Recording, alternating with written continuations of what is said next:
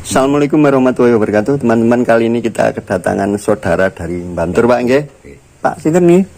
Pak Sofyan. Ini katanya problemnya mobil ini tahun 90 wis sudah beli karbu bandul baru. Ini masih ada. Ternyata ini masih pokoknya nggak stabil. Ini nggak bisa stasioner, Pak nggih. Nggak ada stasioner, harus digas nggih. Digas mboten purun. Digas nggak mau juga ya. Tadi membawa ke sini setengah mati ini berarti. Setengah mati.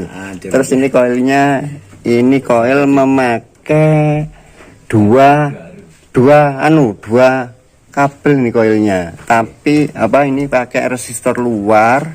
Tapi ini kayaknya salah ini, salah. Tapi nantilah. Terus ini ginjal nggak karuan. Nah, ini saya sudah langsung ketemu satu ini. Ya ini. Kayaknya ini. Coba ini nanti ngisap enggak. Jadi kalau ginjal itu teman-teman pastinya ada kebocoran angin palsu. Bapaknya mencurigai delco. Nanti ya delco kalau masih sudah bisa hidup sih kayaknya bukan delco. Ini parah banget ini. Terus apa ya? Masih nggak bisa langsam. Ya Pak dengan starter Pak. Oh itu aslinya pakai 3 loh. Ini nih aslinya ini. Asli saya ini gitu sih. Iya, kayaknya hidup ya. Iya. Coba Pak starter. Mati kan. Nggih. Nggih.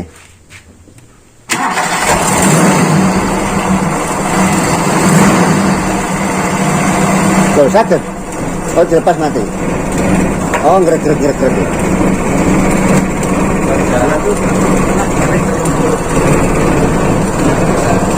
Coba ini kita angkat.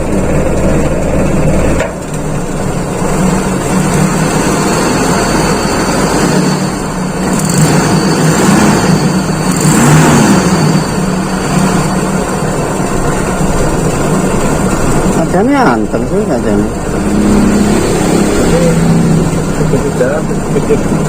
Kalau jalan deg gitu ya. Habisan bensin. Oke. Nanti kita lihat pengapian juga. Tapi ini kita lihat ini. Nah ini mungkin masih oke ini. Coba saya naikkan ini ya.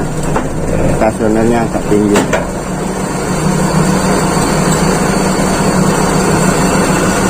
Masih kok ini.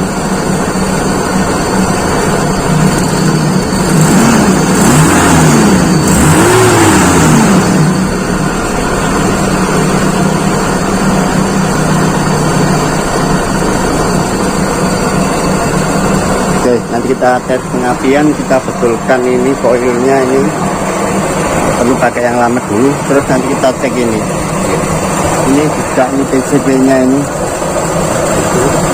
Nah,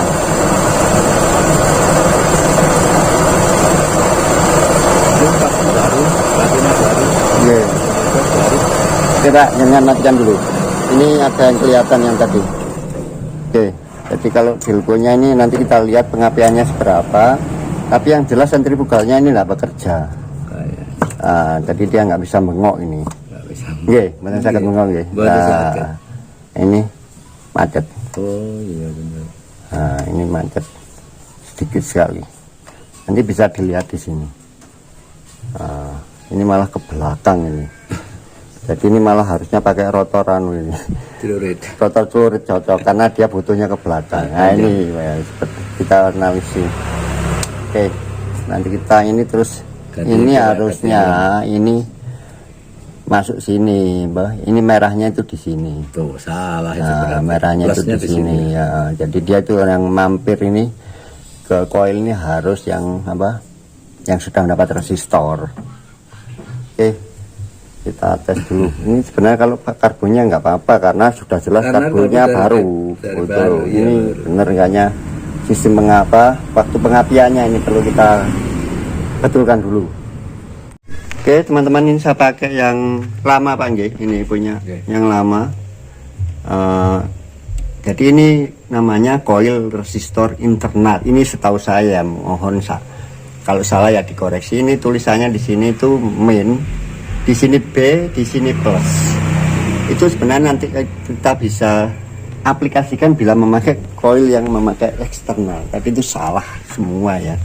Jadi kalau ini yang warna loreng ini kuning dan hitam itu berarti berasal dari ignition on. Jadi Ketika kita kontak on, itu plusnya masuk sini ke B. Yang merah ini dari starter, jadi ST, kalau di kontak sana namanya ST.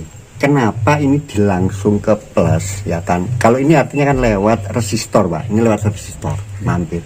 Di dalamnya gampangnya tak gambar ini gulung-gulung ini resistor ke sana. Nah, kenapa ini yang dihambat? Kenapa ini yang tidak? Ini tujuannya kenapa yang starter ini langsung ke coil ya? Karena pada waktu starter itu tegangan terkuras untuk ke double starter, makanya dilangsung. Karena kan di kontak ini setelah starter kan lepas ya, ada memang beberapa kontak itu yang nempel terus ya, itu dipasang diode orang-orang kadang-kadang. Ini enggak, kalau kita sudah rancangannya ST itu ya ketika di kontak aja starter, nanti setelah lepas ya lepas, jadi ini enggak ada strum masuk ke sana lepas. Lah ini ketika jalan memakai yang lewat resistor, itu tujuannya nanti ada penjelasan khusus, yaitu supaya tidak terjadi ini hambatan malah. Kalau orang bilang kan katanya lewat resistor jadi cili. Nah, enggak teman-teman, sebenarnya memang harus begitu.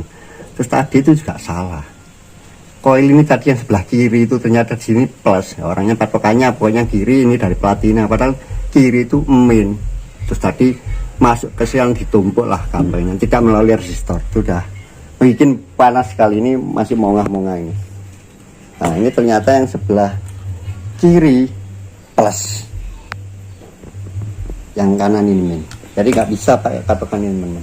Oke, ini sudah bisa ya, ternyata langsamnya cuman jinjal ya, masih nggak rata. Nah ini memang saya lihat nanti ada beberapa ini PCP-nya ini kayaknya. Tapi kalau membuntu aja ya nggak apa-apa, sekalian buntu. Tapi kalau takutnya membuka lah ini menjadi pincang. Tapi hari ini saya cek dulu ini waktu pengapiannya berapa derajat dulu. Kita lihat berapa derajat, saya topkan di 1 aja. Dari rotor ini terlalu ini bekas pembakarannya di sebelah belakang semua. Jadi ini kayak efek dari terlalu ke kiri. Nah, pengapiannya kita usahakan nanti di tengah ini ya. Kalau seperti ini malah perlu beli rotor celurit ini. Nanti yang kita cek itu sama ini topnya ini nggak ada coakannya di bawah. Coba saya carinya, oh ada bentar.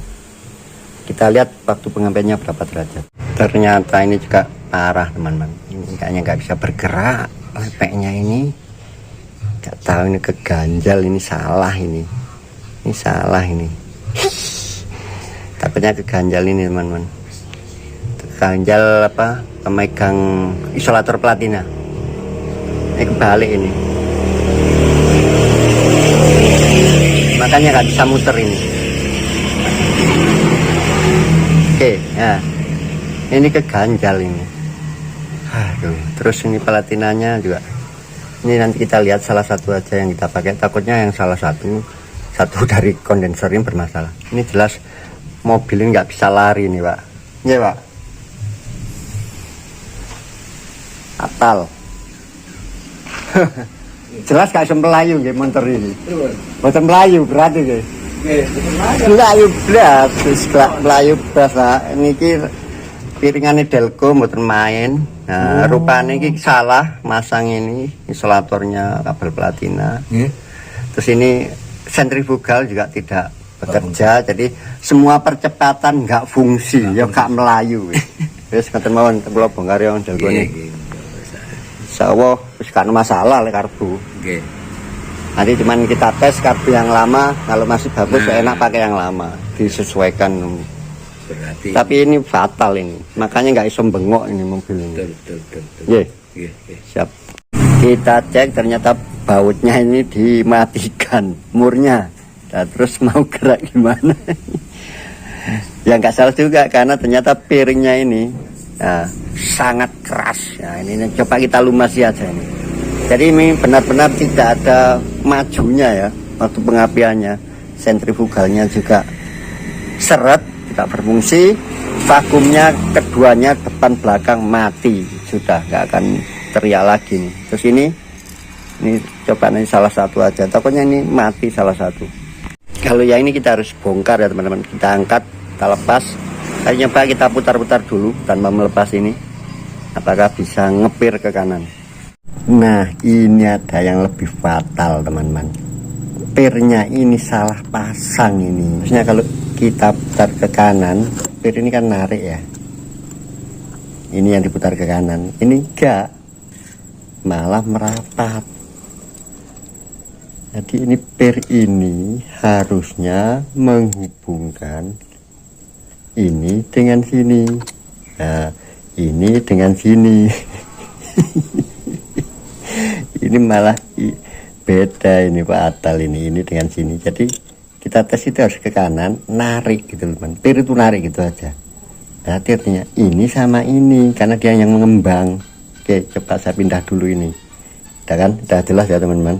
Ini. Jadi kalau saya putar ke kanan, ini tambah rapat pir ini. Kalau ke sana, dia malah ketarik, diputar ke kiri, kebalik. Jadi ternyata ini nggak macet ya, kita lepas baut di sini mudah ini. Ternyata nggak seret, nah, tapi tetap kita kasih grease tempet. Mohon maaf teman-teman, videonya tidak bisa kita lanjut karena waktunya tidak memungkinkan. Ini bahkan saya sampai maghrib kemarin itu. Jadi ini saya cuma cerita saja sampai buka baru selesai dalam arti ketemu permasalahannya saja teman-teman.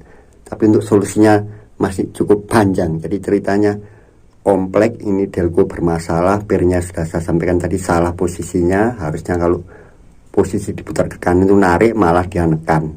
Kemudian kenapa ini nggak bisa gerak, karena bautnya yang di vakum sudah, murnya sudah mepet habis. Kemudian setelah saya kendori dan saya pasang ini kondensor, ternyata juga nggak bisa bergerak. Ini ternyata inilah dimodifikasi tapi nggak diperhatikan. Jadi saya juga metani teman-teman, ternyata bautnya itu kepanjangan karena kan ada dua kondensor, jadikan satu dikasih baut panjang, padahal ya satu aja cukup.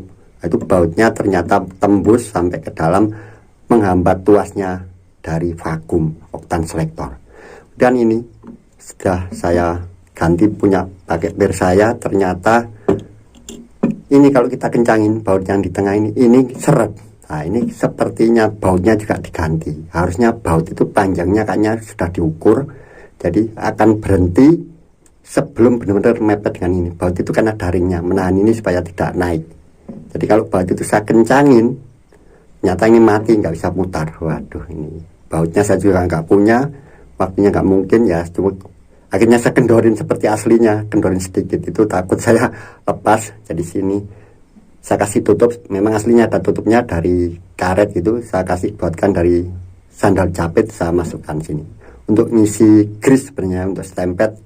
Dan ini juga untuk mencegah supaya nggak kendor ya bautnya. Ini benar-benar fatal. Saya minta bapaknya untuk beli delco baru ya.